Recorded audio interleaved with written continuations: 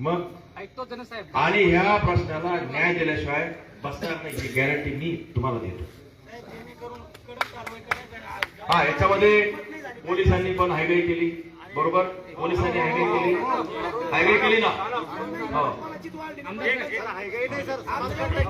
जे बोलतील तत्पूर्वी एकच सांगतो, आता संपून घेऊ आपण बरं का. सर बोलतील तत्पूर्वी एक सांगतो. मनोजदादा जरांगे पाटील हे व्यक्ती तुमचा विश्वास समोरच्या सगळ्यांचा. काही शंका ठेवू नका. ते सगळं आल्यानंतर जे जे काही घटना घडामोडी चुकीच्या होतील त्याला फुली मारण्याशिवाय ते माणूस शांत बसणार नाही. हे मात्र वय या ठिकाणी देतो. तुम्ही बोला.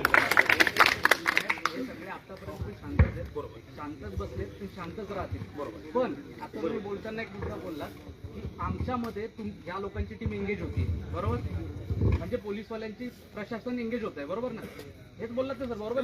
आता जर आपण आता जर थांबलो तर ऐका, हे बिलकुल मला म्हणजे पुन्हा एक पटणार. तू थांबणार आहे तोंडात पालो बांधणार आहे.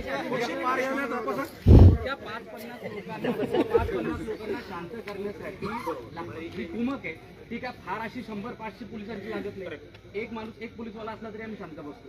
पण हे रिझन देऊ नका की आमच्यासाठी पोलीसवाले इथे अडकले म्हणून त्यांना पकडायला मिळालं. म्हणजे उद्या सकाळी उठून हे आम्हाला ऐकायला नाही मिळालं पाहिजे की तुम्ही इथं बसले, तुमच्यामुळे पोलीस इथे एंगेज झाले म्हणून त्यांना पकडलं.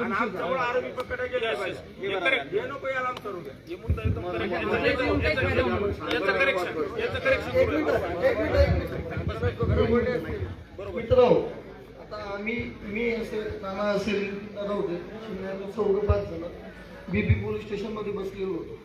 तेव्हा डीएसपी मॅडम आलेले होते, मनीषा कदम मॅडम, गायकवाड साहेब येणार होते. ते आले, त्यांनी जे सांगितलं होतं त्याप्रमाणे त्यांनी जशी कारवाई ते नियमाने जशी सांगितली त्याप्रमाणे त्यांनी कारवाई केली. कम से कम इथं अंदाजे 29 ते 30 आरोपी आहे. त्यापैकी 4 असे अटक झालेले आम्ही बघितले, फोटोमध्ये बघितले. म्हणजे तुम्हाला असं सांगू नाही शकत आम्ही की अटक झाली की नाही झाली. तुम्ही म्हणता काही म्हणणं होतं की व्हिडिओ कॉलवर दाखवा, असं दाखवा, तसं दाखवा. हे काही दाखवू शकत नव्हते व्हिडिओ कॉलमध्ये. पण एक मिनिट ऐका ना भैया, एक मिनिट ऐका. अरे ऐक ना, एक मिनिट बोलूच द्या लागले की बाईक घ्यायला वांगलं करणारे मला दाखवला. तू कोण आहे दाखवायला तुले येड्या?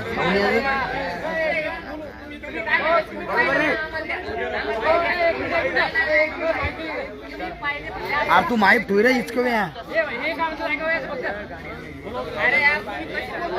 इचकून टाकणार आहे. काय माहित कुठं नाही